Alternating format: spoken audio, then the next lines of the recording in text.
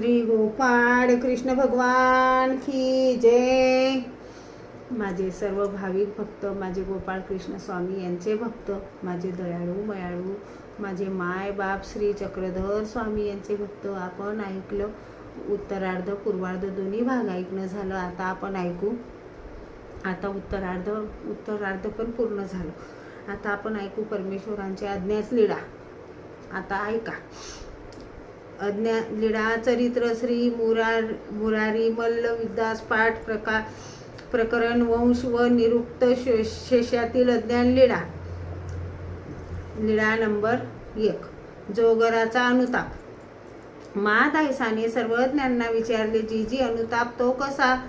मग सर्वज्ञांनी सांगितले, बाई अनुताप जसा जोगराचा तो ब्राह्मणीचा ठाकूराचा नायक तो एके दिवशी वाटेने जात होता, तेव्हा पुढे त्यांच्या शिपायांनी वाट लुटली, स्त्रीची हत्या केली। त्या स्त्रीचे बालक आपल्या मृत आईच्या अंगावरील दूध पित होते, तसेच आक्रोश करत होते। तेवढ्यात मागून तो जोगरा आला। त्याने ते सर्व बघितले व कडवडून विचारले, हे असे कोणी रे केले? एका शिपायाने सांगितले, आम्ही केले। मरा मरा पापी हो, असे का केले?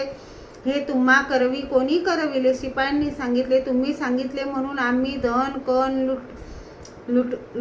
लुटतो, दरोडे घालतो, वाराडिकांची हत्या करतो। हे ऐकून जोगरा घोड्यावरून खाली उतरला। मग ज्या तोंडाने सांगितले ते तोंड रेशमी दोऱ्याने शिवविले आणि अनवाणी उपाशी ताणलेला असा द्वारकेला निघाला।